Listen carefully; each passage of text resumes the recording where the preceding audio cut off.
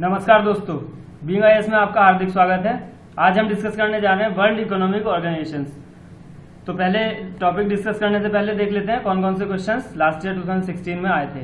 दोनों क्वेश्चन जो थे डब्ल्यूटीओ से रिलेटेड थे। पहले क्वेश्चन में 10th मिनिस्ट्रियल कॉन्फ्रेंस का लोकेशन पूछी गई थी, तो इसका आंसर हो जाएगा नैरोबी, डी।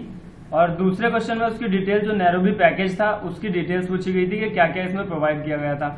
तो इसमें जो पहला ऑप्शन दिया हुआ है नो सेफगार्ड मैकेनिज्म, ये गलत है, क्योंकि सेफगार्ड मैकेनिज्म प्रोवाइड करी गई थी डेवलपिंग कंट्रीज को या लीस्ट डेवलप कंट्रीज को। और दूसरा जो था हमारा preferential rule of origin for least develop countries, ये भी प्रोवाइड किया गया था। और तीसरा जो public stock holding for food security, ये भी प्रोवाइड किया गया था। तो पहला गलत है और बाकी तो सही है, इसका आंसर हो जाएगा सी। तो अब देख लेते हैं कौन कौन से टॉपिक आज हम डिस्कस करने वाले हैं। पहले ब्रेटन वुड्स इंस्टीट्यूशंस डिस्कस कर लेते हैं। एक्चुअली इसके बारे में बता देता हूँ कैसे इसकी उत्पत्ति हुई, कैसे बना ये। 1944 के करीब में जब यूएनओ का इमरजेंस हुआ, यूनाइटेड नेशन ऑर्गेनाइजेशंस का, तो एक वर्ल्ड ऑर्डर तैयार हुआ। तो जो बड़े बड़े कंट्रीज थी, जो मतलब वेल्दी कंट्रीज थी, उन्होंने सोचा कि भाई मिलके एक वर्ल्ड इकोनॉमिक ऑर्डर भी बनाते हैं। तो यूएस और यूके और भी 44 कंट्रीज जो है इकट्ठे हुए एक जगह, जो जगह का नाम था ब्रेटन वुड्स, जो इनकी फर्स्ट मीटिंग यहाँ पे हुई थी न्यू हैम्पशायर में, यूएसए में।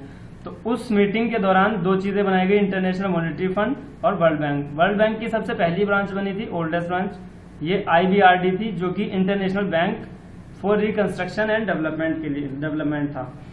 तो आइए डिस्कस करते हैं इंटरनेशनल मॉनेटरी फंड। इसमें क्या होता है, ये फैसिलिटेट करता है इंटरनेशनल मॉनेटरी कोऑपरेशन को फैसिलिटेट करता है, और ये क्या करता है, एक्सचेंज रेट स्टेबिलिटी को प्रमोट करता है। दूसरा क्या होता है, जैसे जो इसकी मेंबर कंट्रीज हैं वहां पे BOB balance of payment crisis अगर है तो उसको भी असिस्ट करता है ये।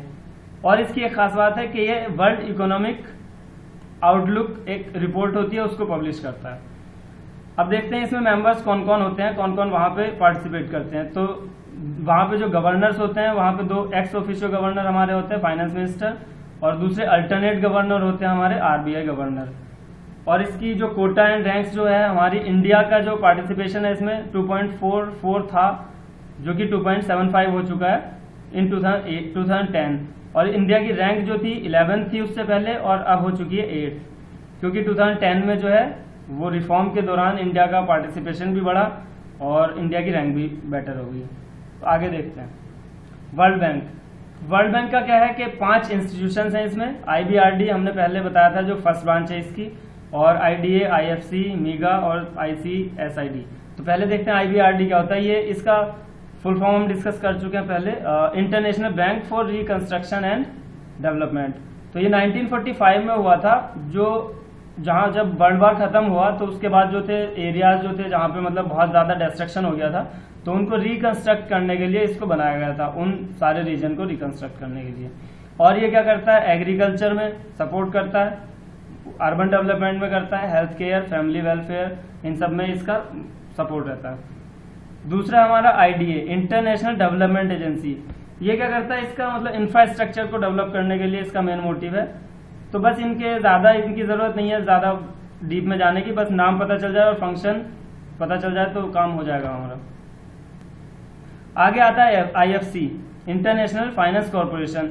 इसका मेन फंक्शन है प्राइवेट सेक्टर कंपनीज को मनी प्रोवाइड करना, जो कंपनीज मेंबर कंट्रीज की हैं।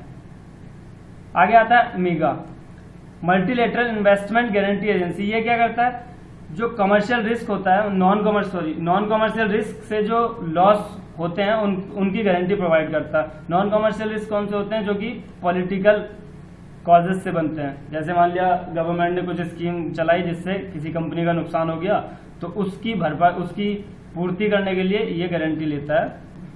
जो भी टर्म्स होती हैं वो डिस्कस करने की हमें जरूरत नहीं है। आगे देखते हैं आईसीएसआईडी, ये क्या होता है, ये डिस्प्यूट के लिए होता है, international centre for settlement of investment disputes. तो इसका जो एक इसकी खास बात है, इसका जो डिसीजन होगा वो बाइंडिंग होता है जो भी पार्टीज होती हैं, और इंडिया इसका मेंबर नहीं है। इंडिया मेंबर क्यों नहीं है इसका, क्योंकि इंडिया को लग रहा था कि उसके डिसीजन जब बाइंडिंग हो जाएंगे तो हमारी सॉवरेनिटी हर्ट होगी, तो इसलिए इंडिया इसकी मेंबरशिप नहीं दी। आगे देखते हैं क्या, वर्ल्ड ट्रेड ऑर्गेनाइजेशन डब्ल्यूटीओ, ये कैसे बना था। इसका जो इवोल्यूशन था, जब मल्टीलेटरल ट्रेड सिस्टम जब ज़्यादा बढ़ने लगा, उसमें इवोल्यूशन होने लगा, तो फिर जो कंट्रीज थी उन्होंने डिसाइड किया कि भाई एक ग्रुप बनाते हैं और उसमें जो टैरिफ और ट्रेड में, मतलब ट्रेड और टैरिफ में कुछ बेनिफिट प्रोवाइड करेगा, कुछ छूट मिल जाएंगी, हमें डिस्काउंट्स मिल जाएंगे उस तरह का। तो उन सब ने मिलकर वर्ल्ड ट्रेड ऑर्गेनाइजेशन बनाया और ये 1947 में बना था, इस नाम से बना था, जैसे general agreement on tariff and trades. अब इसके बारे में 2-3 चीजें हैं जो इंपॉर्टेंट है। लास्ट ईयर इसका क्वेश्चन आया था, 10th मिनिस्ट्रियल कॉन्फ्रेंस कहाँ हुई थी, जो नैरोबी में, और इसको नैरोबी पैकेज से भी जाना जाता है। 11th मिनिस्ट्रियल कॉन्फ्रेंस इसकी होने वाली है बुएनोस एयर्स में, जो अर्जेंटीना में दिसंबर 2017 में होगी। तो नैरोबी पैकेज एक बार डिस्कस कर लेते हैं, शायद इस बार भी क्वेश्चन बन जाए, क्योंकि CAPF में क्वेश्चन रिपीट होते रहते हैं। इसमें क्या था, पहला था safe guard mechanism for developing countries, दूसरा था public stock holding for food security purpose, तीसरा था एक्सपोर्ट कंपटीशन के, मतलब कंट्रीज जो अंडर डेवलप्ड कंट्रीज हैं या डेवलपिंग कंट्रीज है, तो उनको इक्वल प्ले ग्राउंड मिले ताकि वो भी एक्सपोर्ट कर पाए और इम्पोर्ट में सेम मतलब प्रॉफिट कमा सकें वो लोग। नेक्स्ट था इसका प्रेफरेंशियल रूल ऑफ ओरिजिन, मतलब कौन सा प्रोडक्ट कहाँ बन रहा है, और ये लीस्ट डेवलपिंग कंट्रीज के लिए था, वो भी उनका इकोनॉमिक बैकग्राउंड को बढ़ाने के लिए था, इकोनॉमिक स्ट्रेंथ बढ़ाने के लिए, जो अंडर डेवलप या लीस्ट डेवलप कंट्रीज थी। और नेक्स्ट था इसका कॉटन नेगोशिएशन, क्योंकि कॉटन इंडस्ट्रीज को भी बढ़ावा देने के लिए इसके भी नेगोशिएशन हुए थे। आगे आता हमारा ब्रिक्स बैंक, इसको न्यू डेवलपमेंट बैंक भी बोलते हैं। इसके मेंबर्स कौन कौन से हैं, ब्राजील है, रशिया है, इंडिया, चाइना और साउथ अफ्रीका। इसमें एक खास बात है कि जो वर्ल्ड बैंक और IMF की तरह ये उनके जैसा वोटिंग जो शेयर है उसमें शेयर्स होते हैं, जो जितना कंट्रीब्यूट करता है उस हिसाब से शेयर उनका मतलब कोटा और वोटिंग पावर होती है। मगर यहाँ पे क्या है, 1 नेशन 1 वोट की पॉलिसी इस बैंक में है, तो यही खास बात इस बैंक की है। आगे देखते हैं अफ्रीकन डेवलपमेंट बैंक। ये इसलिए इंपॉर्टेंट है क्योंकि इसकी 2017 की मीटिंग अहमदाबाद गुजरात में हुई थी और जिसका थीम था transforming agriculture for wealth creation in Africa.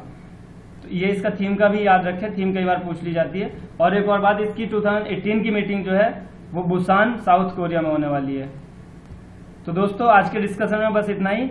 Previous year के क्वेश्चन पेपर जरूर सॉल्व कर लें, बहुत इंपॉर्टेंट होते हैं और बहुत ज़्यादा क्वेश्चन रिपीट होते हैं। अगर आपको किसी भी क्वेश्चन में किसी भी पेपर में कोई प्रॉब्लम आती है तो हमें कमेंट करके ज़रूर बताएं या मैसेज करके बताएं, हम आपकी प्रॉब्लम सॉल्व करने की पूरी कोशिश करेंगे। Thank you.